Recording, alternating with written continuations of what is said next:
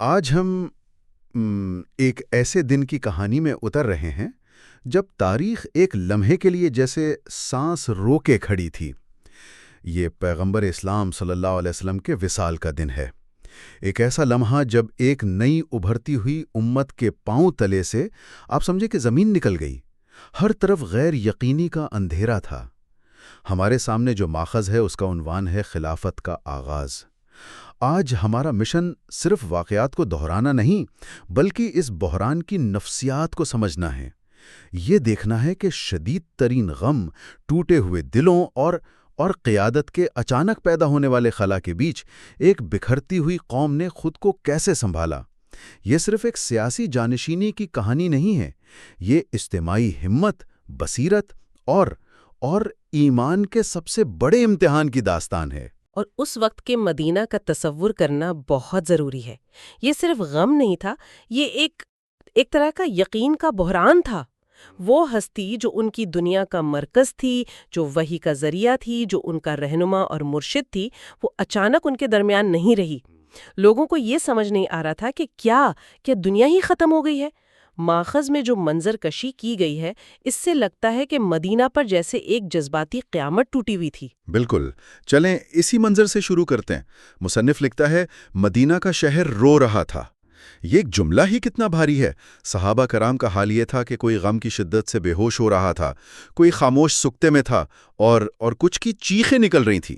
یہ ایک اجتماعی صدمے کی کیفیت تھی۔ ماخذ میں حضرت عمر رضی اللہ تعالیٰ کے رد عمل کو پڑھ کر تو رونگٹے کھڑے ہو جاتے ہیں۔ انہوں نے تلوار نکال لی اور اعلان کیا، جو کہے گا کہ محمد صلی اللہ علیہ وسلم دنیا سے چلے گئے میں اس کی گردن مار دوں گا۔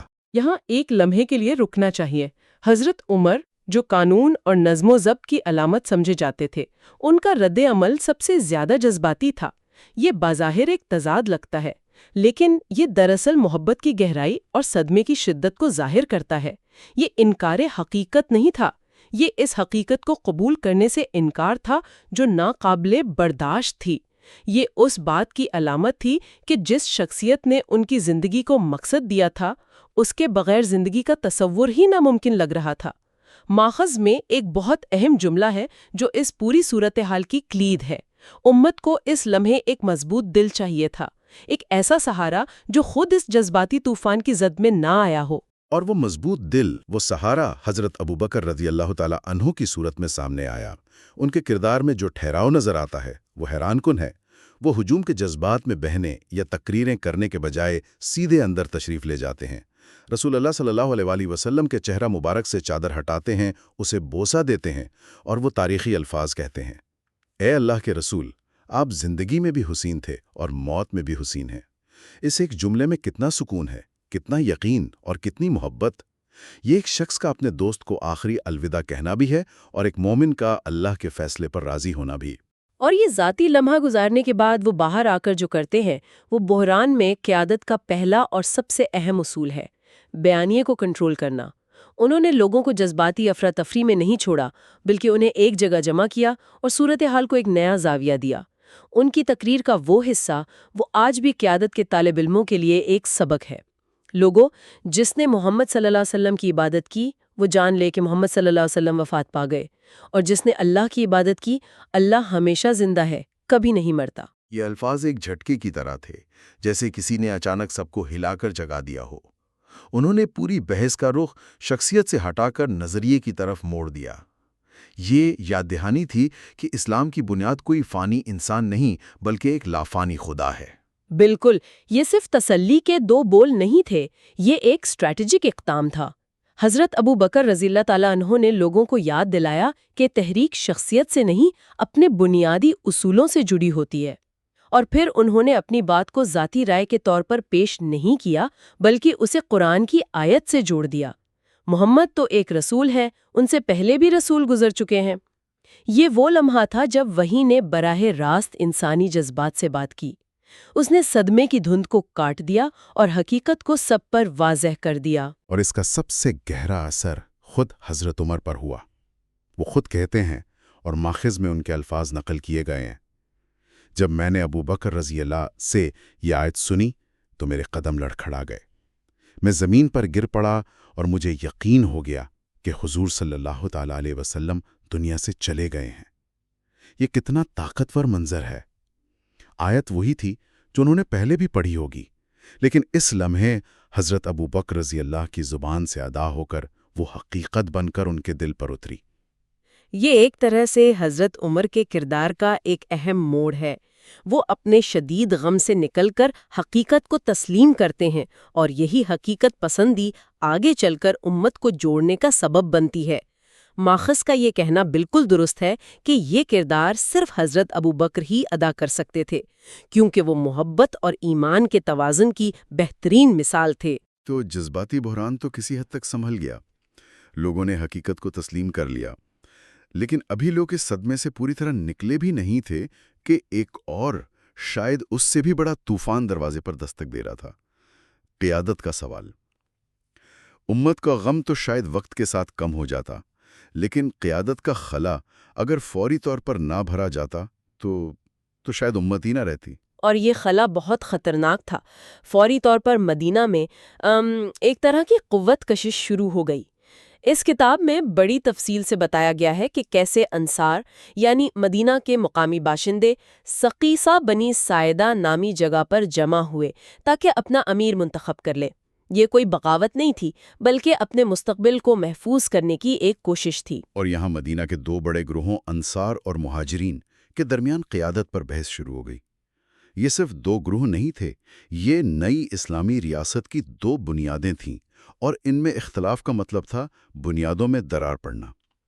انصار کا موقف تھا کہ ہم نے مشکل وقت میں اسلام کا ساتھ دیا، اس لیے لیڈرشپ کا حق ہمارا ہے۔ اس صحابہ جب وہاں پہنچے تو صورتحال انتہائی نازک تھی۔ یہاں حضرت ابو بکر رضی اللہ تعالی عنہ کی سیاسی حکمت اور دور اندیشی اپنے عروج پر نظر آتی ہے۔ انہوں نے انصار کی خدمات کا اعتراف کیا، ان کی تعریف کی، لیکن پھر ایک وسیع تر اصول پیش کیا۔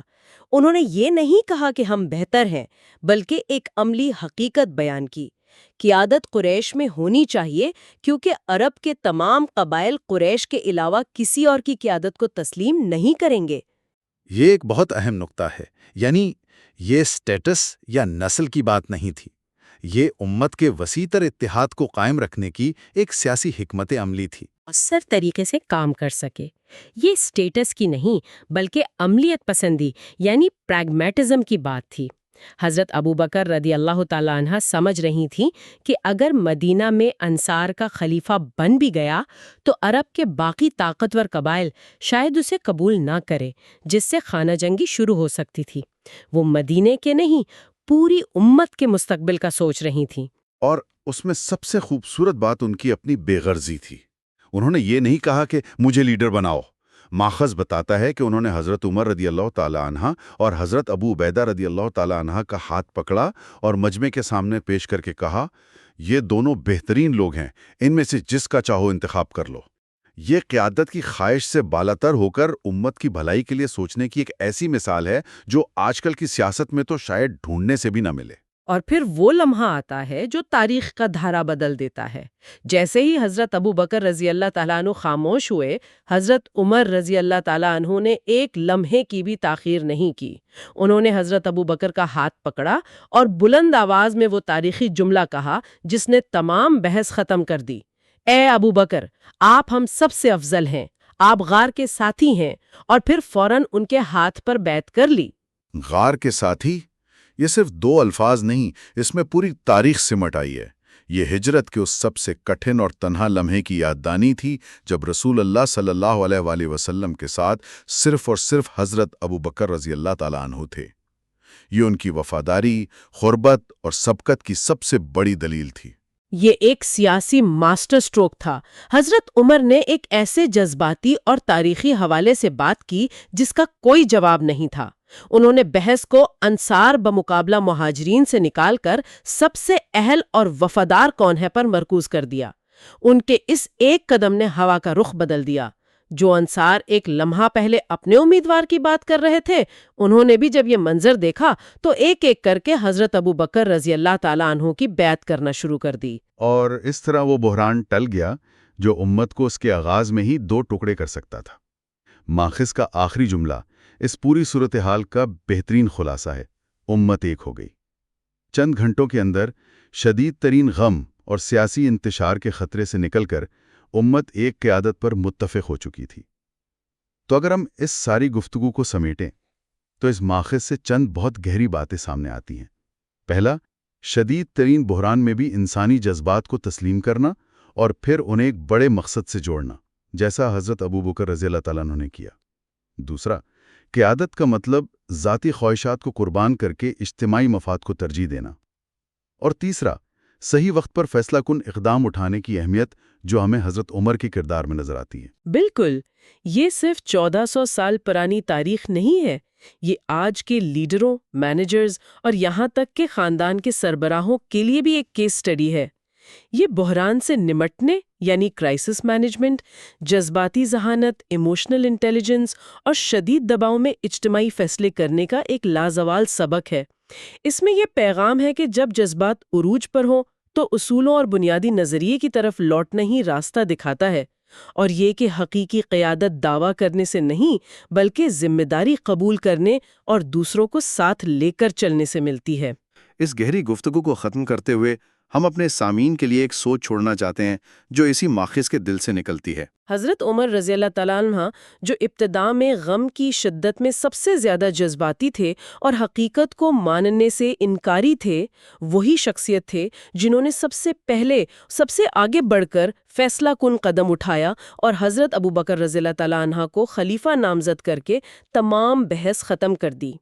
شدید غم کی حالت سے نکل کر اس قدر واضح اور فیصلہ کن اقدام اٹھانے کی یہ صلاحیت ان رہنماؤں کی شخصیت کی تربیت اور ان اصولوں کے بارے میں کیا بتاتی ہے جو انتہائی مشکل وقت میں بھی ان کی رہنمائی کرتے رہے؟ فہرست نہیں ہے۔ نہیں، بالکل نہیں، اس کے پیچھے گہرے اشارے ہیں۔ دیکھیں، یہ سمجھنا بہت ضروری ہے کہ یہ کوئی پہلے سے طے شدہ منصوبہ نہیں تھا۔ اچھا، جو پہلی اور سب سے واضح وجہ ماخذ میں ملتی ہے وہ پیغمبر اسلام صلی اللہ علیہ وآلہ وسلم کا اپنی آخری علالت کے دوران حضرت ابوبکر رضی اللہ تعالیٰ عنہ کو نماز کی امامت کے لیے مقرر کرنا تھا۔ اب ظاہری طور پر تو یہ ایک مذہبی ذمہ داری ہے، لیکن اس معاشرے میں جہاں مسجد ہی پارلیمنٹ تھی، بالکل، وہاں امام کا مطلب صرف نماز پڑھانا نہیں تھا، وہ سیاسی اور سماجی قیادت کی سب سے بڑی علامت تھی۔ تو یہ ایک خاموش اشارہ تھا؟ جی، ایک خاموش لیکن سب کے سامنے دیا گیا اشارہ تھا کہ ان کے بعد امت کی رہنمائی کون کرے گا۔ لیکن کیا اس اشارے کو سب نے اسی وقت ایک حتمی فیصلے کے طور پر قبول کر لیا تھا یا اس کی تشریح کی گنجائش بھی تھی؟ آپ کا سوال بہت اہم ہے۔ دیکھیں، یہ کوئی شاہی فرمان تو تھا نہیں، صحیح، یہ ایک اشارہ تھا اور اسی لیے باقی وجوہات اہم ہو جاتی ہیں۔ دوسری اور تیسری وجہ جو ماخذ میں بیان ہوئی ہیں ان کو ایک ساتھ دیکھنا چاہیے۔ اچھا، وہ کیا ہے؟ وہ اسلام قبول کرنے والے پہلے مردوں میں سے تھے اور ہجرت کے سفر میں پیغمبر صلی اللہ علیہ وسلم کے واحد ساتھی تھے۔ یعنی وہ شروع سے ساتھ تھے۔ بالکل۔ اب یہ صرف پرانی وفاداری کی بات نہیں ہے، اس کا مطلب ہے کہ وہ اس ریاست کی ادارہ جاتی یادداشت کے امین تھے۔ Institutional memory? جی، جب تحریک شروع ہوئی وہ وہاں تھے، جب ریاست کی بنیاد رکھی جا رہی تھی وہ وہاں تھے۔ اور ہجرت کا سفر وہ تو ایک بہت ہی منفرد واقعہ ہے۔ بہت منفرد۔ وہ صرف ایک ساتھ سفر کرنا نہیں تھا۔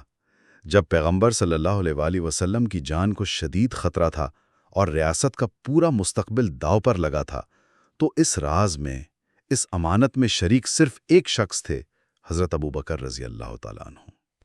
یہ اعتماد کی وہ سطح تھی جو کسی اور کو حاصل نہیں تھی۔ تو مطلب بحران کے وقت آپ سب سے کرشماتی شخصیت کو نہیں ڈھونڈتے، نہیں، بلکہ سب سے قابل اعتماد شخص کو ڈھونڈتے ہیں۔ بالکل، وہ چٹان جو سب کچھ سنبھال سکے۔ بالکل۔ اور شاید اسی اعتماد کا عملی مظاہرہ ہمیں چوتھی وجہ میں نظر آتا ہے، پیغمبر صلی اللہ علیہ وآلہ وسلم کے وصال کے بعد ان کا کردار۔ جی ہاں، اور یہ لمحہ شاید ان کی قیادت کی اہلیت کا سب سے بڑا آپ کہہ لیں کہ ثبوت تھا۔ کیسے؟ ماخذ اس منظر کو واضح کرتا ہے کہ جب وصال کی خبر پھیلی تو مدینہ میں ایک زلزلے کی سی کیفیت تھی۔ جی، بڑے بڑے صحابہ جیسے حضرت عمر وہ شدید صدمے اور انکار کی حالت میں تھے۔ وہ تو تلوار لے کر کھڑے ہو گئے تھے۔ جی، کہ جو کہے گا کہ پیغمبر صلی اللہ علیہ وسلم وفات پا گئے میں اس کی گردن اڑا دوں گا۔ یہ وہ لمحہ تھا جب امت نفسیاتی طور پر ٹوٹ سکتی تھی۔ اور اس جذباتی طوفان کے بیچ حضرت ابوبکر وہ مکمل سکون اور تحمل کے ساتھ کھڑے ہوئے۔ یہ واقعی ایک ناقابل یقین منظر ہے، ایک طرف ذاتی غم کا پہاڑ، دوسری طرف پوری امت بکھرنے کے دہانے پر۔ انہوں نے سنبھالا کیسے اس صورتحال کو؟ انہوں نے وہ کیا جو ایک عظیم لیڈر کرتا ہے۔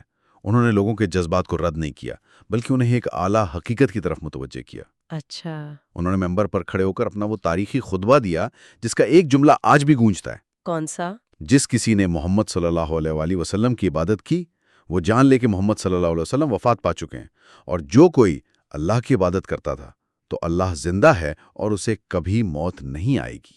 واہ! ان چند جملوں میں انہوں نے پوری امت کو صدمے اور شخصیت پرستی سے نکال کر واپس اصول اور نظریے پر کھڑا کر دیا۔ یہ صرف جذباتی مضبوطی نہیں تھی، یہ تو سیاسی ذہانت تھی۔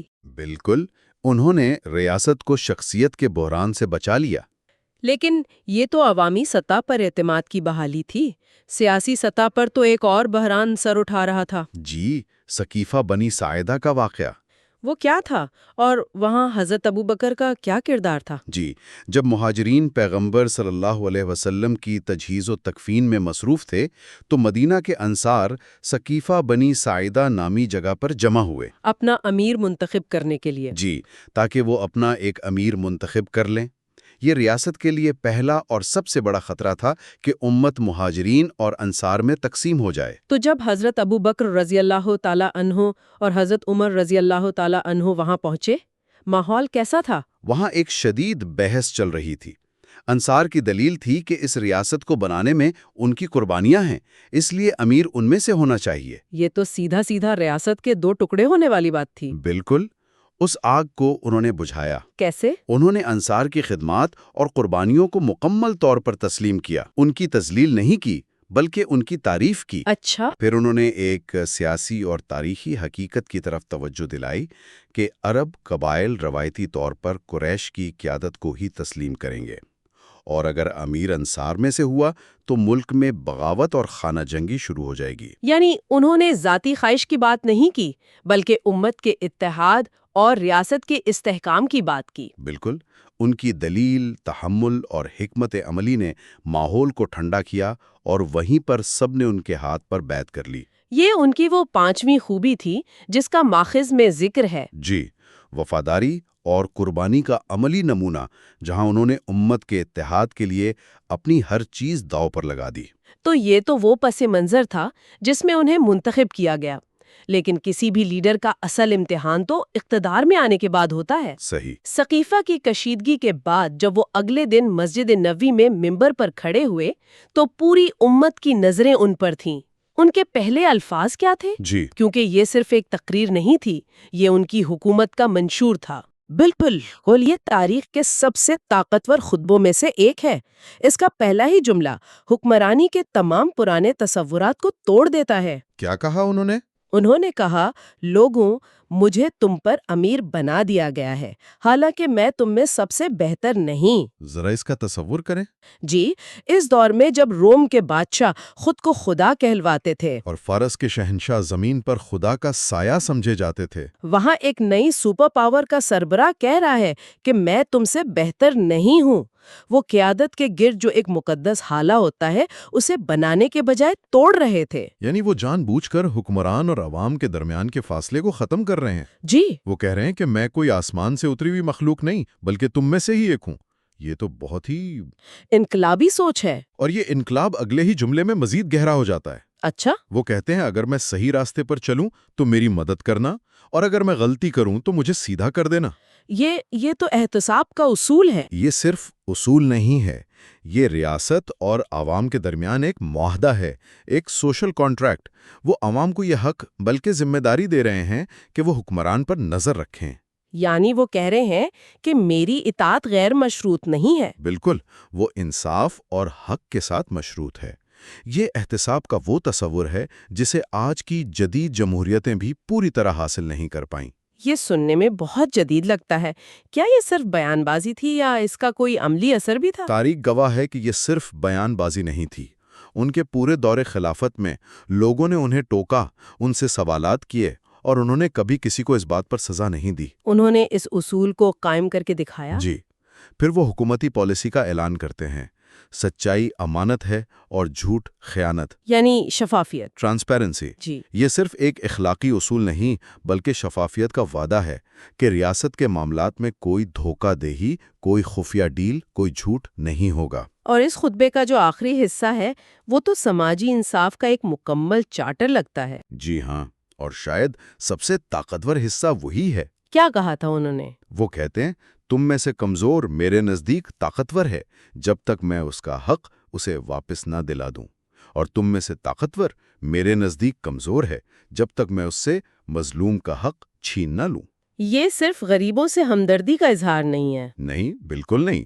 یہ ریاستی پالیسی کا اعلان ہے کہ حکومت کی طاقت کا استعمال معاشرے میں انصاف کے توازن کو قائم کرنے کے لیے ہوگا. ریاست کمزور کی طاقت بنے گی اور طاقتور کو قانون کے دائرے میں لائے گی. یہ مراعات اور خاندانی حیثیت پر مبنی معاشرے کے خاتمے کا اعلان تھا. اگر ہم ان تمام نقاط کو جوڑیں تو یہ ایک مکمل ویژن ہے.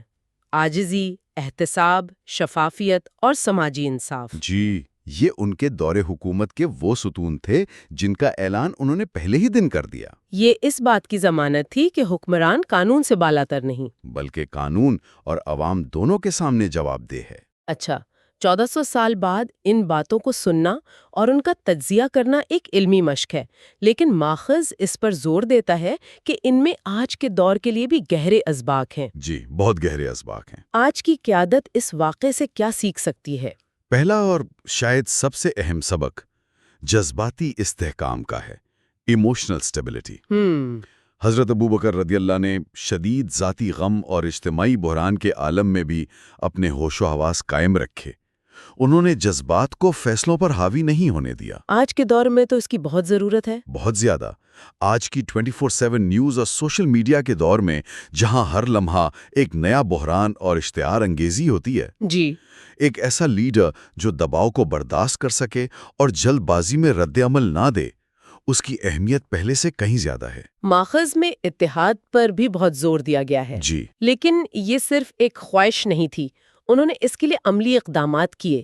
سقیفہ کے واقعے سے لے کر اپنے پہلے خطبے تک ایسا لگتا ہے کہ اتحاد ان کی اولین ترجیح تھی. بالکل. انہوں نے ایک ایسے اتحاد کو ورثے میں پایا تھا جو بہت نازک تھا. وہ اسے طاقت سے نہیں بلکہ اصولوں کی بنیاد پر جوڑنا چاہتے تھے. ان کا خطبہ دراصل اتحاد کا ایک روڈ میپ تھا. جب آپ یہ اعلان کرتے ہیں کہ کمزور کو اس کا حق ملے گا اور طاقتور سے حساب لیا جائے گا، تو آپ ہر قبیلے، ہر فرد کو یہ پیغام دیتے ہیں کہ ریاست سب کے لیے ہے، کسی ایک گروہ کے لیے نہیں. بالکل. وہ ریاست کو ایک اجتماعی منصوبے کے طور پر پیش کر رہے تھے جس میں سب کی شمولیت ضروری تھی. اور تیسرا سبق ان کے اپنے کردار سے متعلق ہے. انہوں نے کبھی اس منصب کی خواہش نہیں کی، نہ ہی اس کے لیے کوئی مہم چلائی. جی، یہ خادم قیادت یا سرونٹ لیڈرشپ کا تصور، وہ اس کی عملی مثال تھے. جی، اور یہ آج کی سیاست کے لیے ایک بہت بڑا سبق ہے جو اکثر ذاتی خواہشات، انا اور طاقت کے حصول کے گرد گھومتی ہے. جب ذمہ داری ان پر ڈالی گئیں تو انہوں نے اسے ایک اعزاز کے طور پر نہیں بلکہ ایک بھاری امانت اور بوجھ کے طور پر قبول کیا. ان کے نزدیک قیادت انعام نہیں بلکہ ایک آزمائش تھی. جی، یہ سوچ ہی لیڈر کے کردار کو بدل دیتی ہے. یہ ہمیں چوتھے سبق کی طرف لاتا ہے جو آپ نے پہلے بھی ذکر کیا، اصولوں کو شخصیات پر ترجیح دینا. جی، ان کا وہ جملہ کہ محمد صلی اللہ علیہ وسلم وفات پا چکے ہیں، یہ اس وقت کہنا بہت مشکل رہا ہوگا، لیکن یہ ریاست کی بقا کے لیے ضروری تھا. انتہائی ضروری تھا. وہ دراصل اس تحریک کو ادارہ جاتی شکل دے رہے تھے، انسٹیٹیوشنائز کر رہے تھے. اچھا، وہ یہ واضح کر رہے تھے کہ یہ ریاست اور یہ نظریہ کسی ایک شخص کی زندگی سے منسلک نہیں ہے، چاہے وہ شخص کتنا ہی عظیم کیوں نہ ہو. اس کی بنیاد ایک لازوال اصول پر ہے، یعنی اللہ کی حاکمیت پر. جب بنیاد اصولوں پر ہو تو شخصیات آتی جاتی رہتی ہیں لیکن ادارہ قائم رہتا ہے.